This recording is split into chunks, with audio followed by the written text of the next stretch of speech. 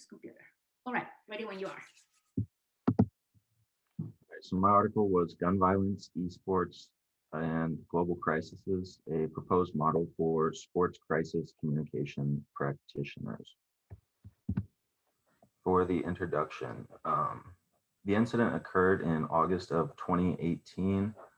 Two esport gamers were killed and 10 other people were injured from gunshot wounds. This happened during a Madden 19 tournament with only $5,000 in cash prizes. Right before the shooting occurred, the shooter lost in a Madden game and got upset and ultimately shot up the place. This was the largest mass shooting to occur in a professional sporting event. It was ultimately live streamed to thousands of fans at a sporting event, which that's also the first time a mass shooting's ever been live streamed. And it, like I said, it was the first shooting in a professional sports event.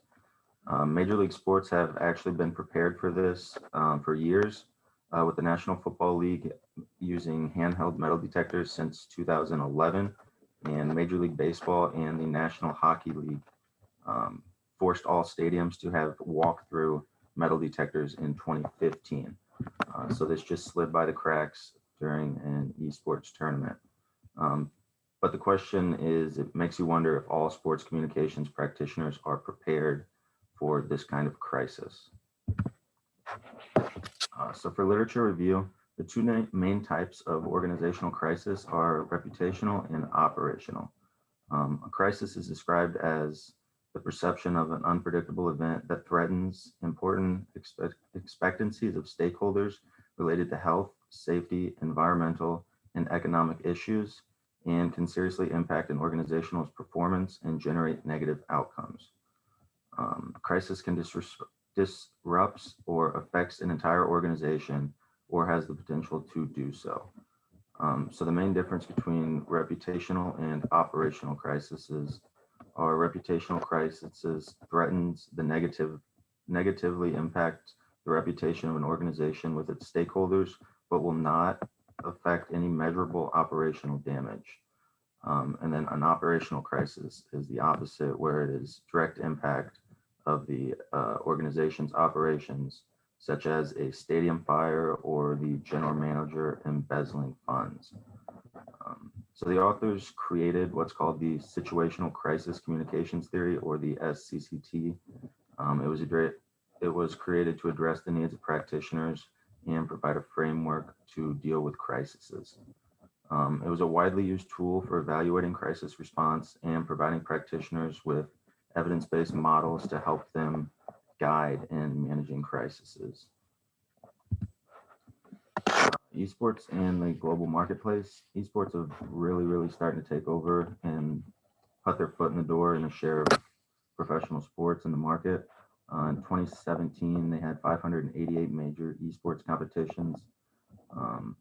Revenues have rapidly been increasing from 2016's $493 million in revenue to $655 million in revenue in 2017.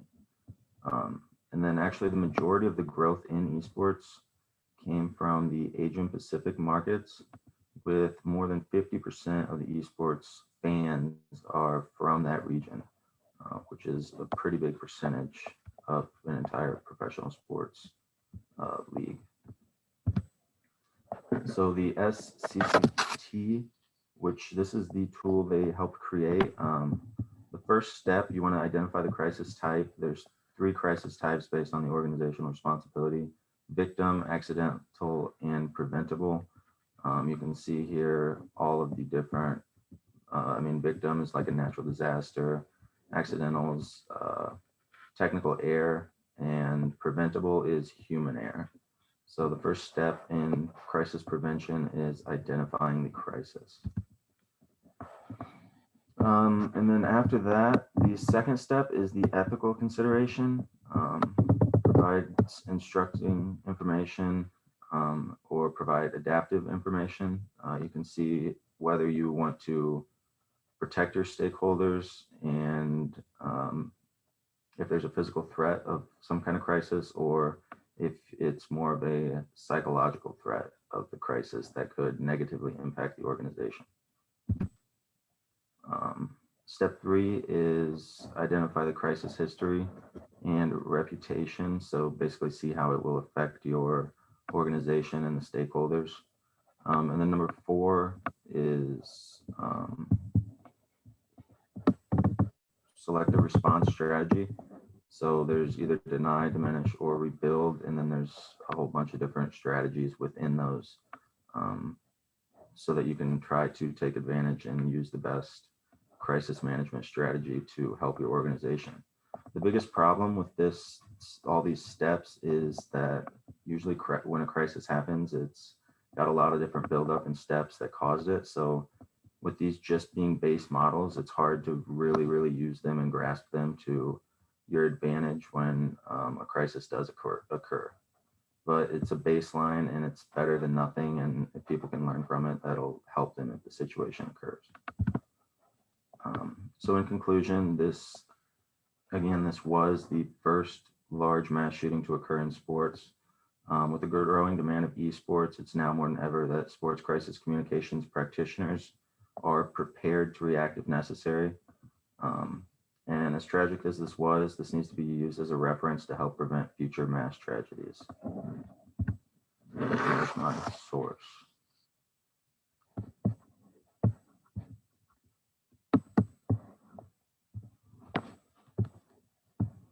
Very good. Thank you, Landon. Questions, comments, or concerns?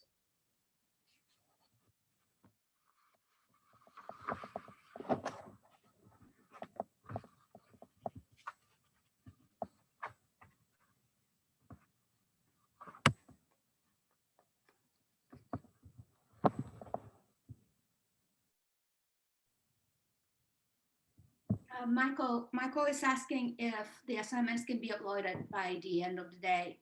And yes, absolutely, you can upload the assignments by the end of the day. Now, who can give me an example of a reputational crisis in sport? There have been plenty on the media.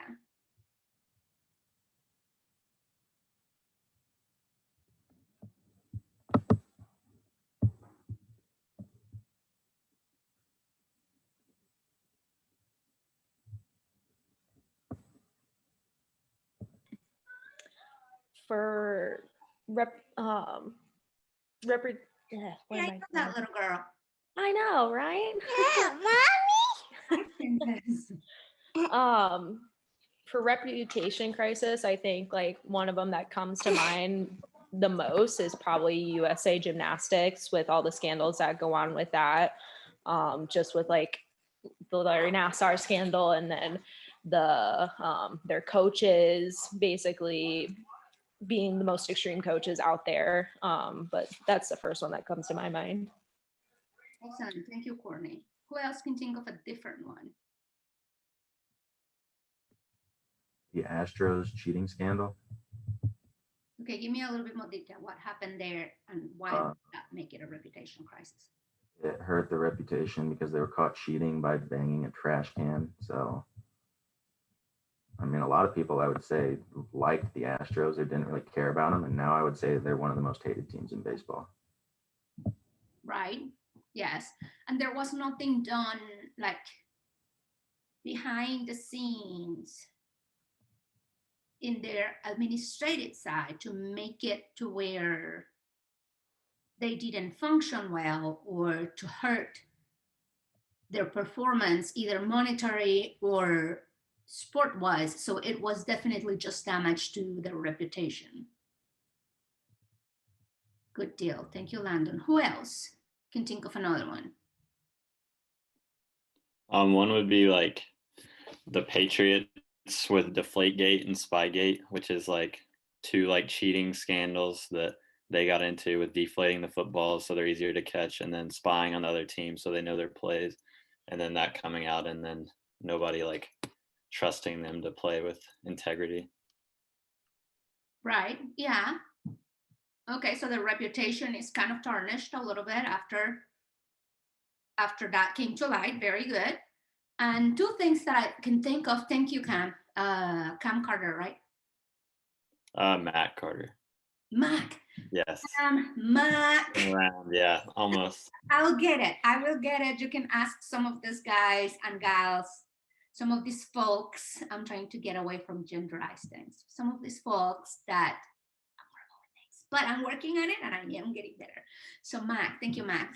I keep thinking of, wasn't there a wife recently that pulled out a gun on a player and his brother?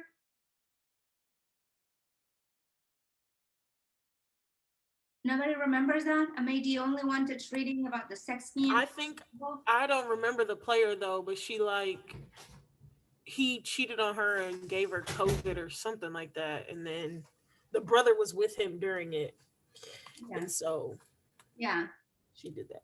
Yeah, right. And then she ends up in jail for threatening him with a gun with a girlfriend. But yeah, and then So I don't know like a reputational crisis in the whole sport, but like I know in golf just recently it happened that one of the players used a racial slur while I was playing, and it resulted in him losing all his 5 sponsorships, and it was a pretty big deal. So there, I mean, he obviously apologized, and I mean, it was just a moment of frustration, but yeah, it was a pretty big deal.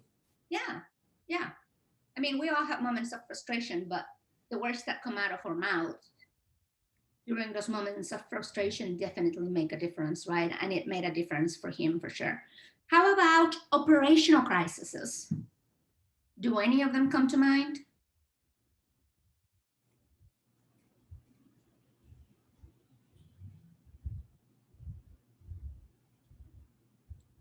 Well, I mean, I guess I'm going to give a golf example again, but COVID European Tour had problems, I guess, acquiring or keeping all the sponsors for their events. And so I think the PGA Tour and the European Tour later on decided to do like a little collaboration that would help both tours, but more so the European Tour. So yeah, that was one thing that came to mind. Yeah, for sure. That is a very good example, Gianluca. And I love that you bring up examples from golf because that's a sport that I wouldn't be familiar with. And so the fact that you're familiar with it and can bring that to light, then, it just makes the class richer. Who else can think of an operational crisis? One thing I think of is the FIFA, like the bribes and things like that for the bids. I guess allowing officials to actually take those type of bribes and allow countries to kind of take control. Absolutely, yes, that is an excellent example, Cody, and a worldwide one, right?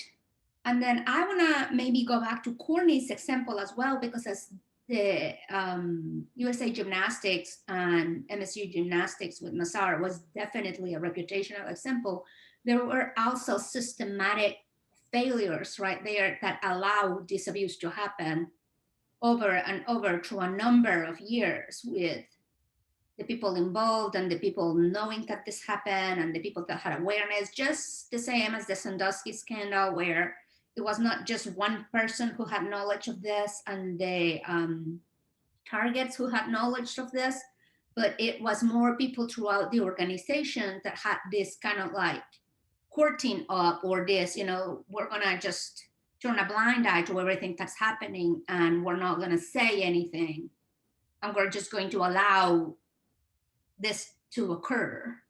And it's not necessarily that it is detrimental to either the profit or the performance of the team, but it is definitely a failure in the system of the organization to do something to protect their athletes, right? And so in a general sense, I will call that an organizational or an operational crisis from an ethics perspective. Maybe not from a bottom line perspective, maybe not from a statistical perspective of wins and losses or profit, But from an ethical and humanitarian standpoint, I will call it an operational crisis as well, myself. I think you could think of probably the NHL lockout. Yeah, hold on. That you could think of the NHL lockouts probably as an operational crisis, because there was twice that it resulted in just not having a season overall, and then the most recent one I think was in 2013, and that one resulted in like over half of the games not being able to be played. Absolutely, yes. How about COVID-19? What type of crisis is that? I mean, other than a health crisis, but how is the health crisis affecting sport? Is it affecting it in an operational way, a reputational way, or is it not affecting it at all?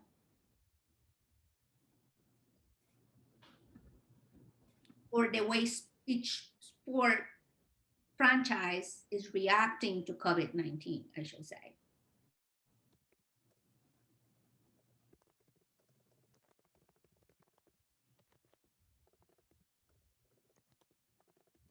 I think all of them have, like, with COVID, just with the different policies that we've had to come up with to try and safely do sport. And then some leagues were getting backlash for actually trying to make sports happen. Like, I know once, like, the Big Ten decided they weren't going to, we were just like kind of waiting for the other dominoes to fall.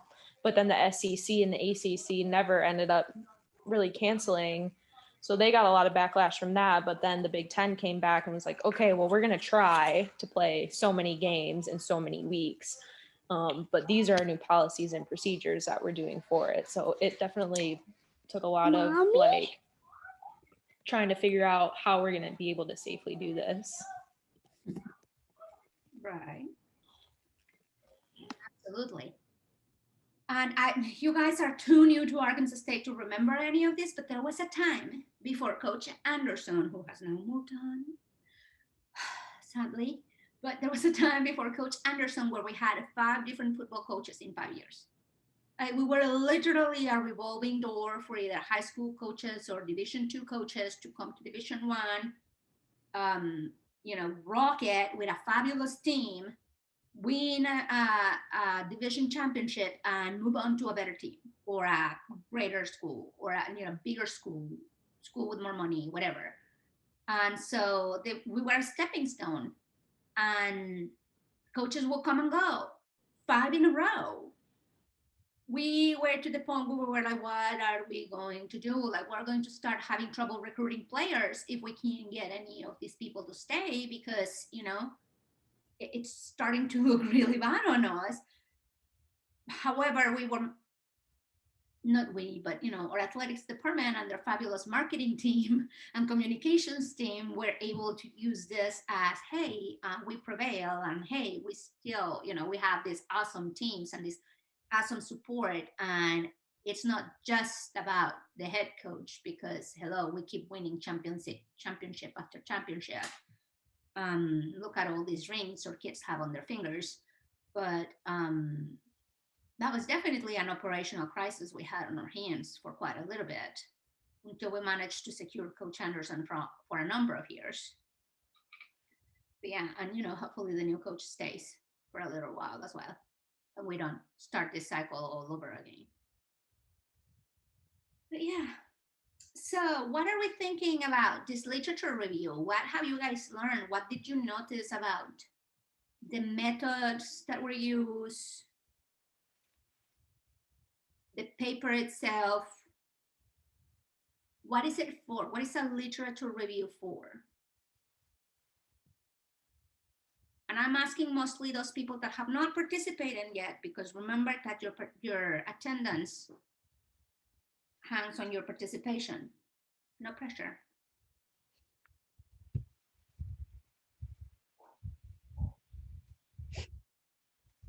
You still have Marquise's presentation to participate, but yeah. Is all the background info right Mm-hmm. about the topic?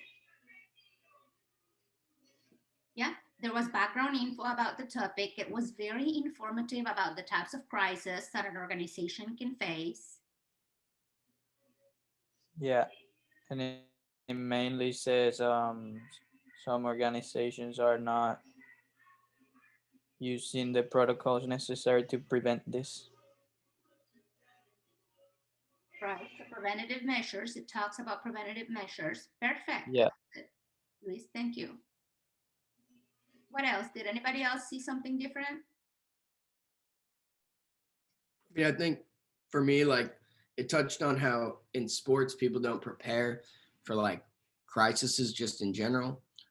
So you can look at kind of like other events. Like I think of like the 1989 World Series where you had the A's and the Giants both from Northern California, and then one of the largest earthquakes in the history of California strike. So like, what are you going to do when, Katrina hits? Like, it's easy to look back at the Superdome as like this great building that was great during Katrina, and it really was. But there was times when, due to lack of planning or ahead preparing, like a place like the Superdome actually wasn't really ready to host, people like that. So I think it's obviously COVID and like certain things are bad, but it's things like how do you prepare for things out of your control, like reputational and stuff. Like obviously you can't control Larry Nasser, but like things that are truly like out of your control. So I think was an interesting point of the article. Absolutely. And I think, go ahead. and I think that like something that happened at this event, and that's something that had to happen for them to start implementing all these new safety protocols and measures and all of that, because sometimes you just don't you just can't foresee something like that happening, just like you can foresee COVID or something like that. But in the future, I guess we'll be. I mean, golf just had a reputational crisis that they fixed. They just changed a major tournament from a Trump golf course to the Tulsa for what was that, 2022? Yeah, exactly. Yeah, they did that. Yeah. And so that's that happened in lieu of the incidents that happened in the last couple of weeks at the Capitol. But that's a crisis management reputational. But then you can tie them together because you make a decision to set up your reputational crisis. But now maybe not a crisis, but you put yourself in an operational jam. Yeah, I agree. So it's interesting dynamic. I love it. Thank you, guys. So are we starting to see the point of the literature reviews a little bit? Because what I want you guys, because I know sometimes it can be like, oh my gosh, this reading is 40 pages long and I really don't care. And I get that. But you're having to write your own literature review. And I don't want the one you write to be like, oh my gosh, this is a 40-page paper and I really don't care, right? And so how is it that you are going to make your paper this informative and this engaging and bring it to life and make it shine and make it different from all the boring papers that you're going to have to read? Some of them are boring, some of them are engaging. And remember, all of these papers are examples for you to learn what to do and also what not to do. And so take what is good and critique what is bad, and don't replicate what's bad, right, on your paper, please. By the love of God, take what is bad out of your paper. Learn from this. And I love how engaging the presentation from Landon was and how engaging you guys are making this discussion. Excellent. Any closing comments on this discussion before we move on to the next paper? Good question. Kind of going on like what Henry and Gianluca were saying when it comes to the crisis thing. I think when the pandemic first hit last year in like March, well, that was around the time that NCAA tournament was starting and everything, and they didn't know exactly how they were truly going to handle it. And then all of a sudden, boom, the pandemic hits. They had to cancel and shut down the NCAA tournament, which brings in millions of dollars of revenue, whether it's through TV streaming or whether it's, through people buying tickets from those schools to attend the facility that their team is playing at, the concessions, the the merchandise, everything, all of that just out the window because the pandemic was just too crucial and it was too late for us to act. And I heard somewhere that a lot of that money is then that comes to the NCAA tournament is then like kind of sent out to all 300 and something NCAA Division I basketball schools, a portion of it, and those schools would get a large portion of their money at the end of the year in their basketball program from the NCAA tournament. But with that not happening, they only got like a third or barely even that because the NCAA had to make this rule where there was just a certain amount of money that could be allocated and certain that couldn't be. So definitely having to try to manage that crisis was big at that time. And now this year they're talking about maybe continuing with the NCAA tournament, but within a bubble up in Indianapolis. And so it'll just kind of have to be one of those things that's like a we'll see kind of situation. Right. So COVID-19 not only was a crisis when it started, it continues to be an operational nightmare for sports, doesn't it?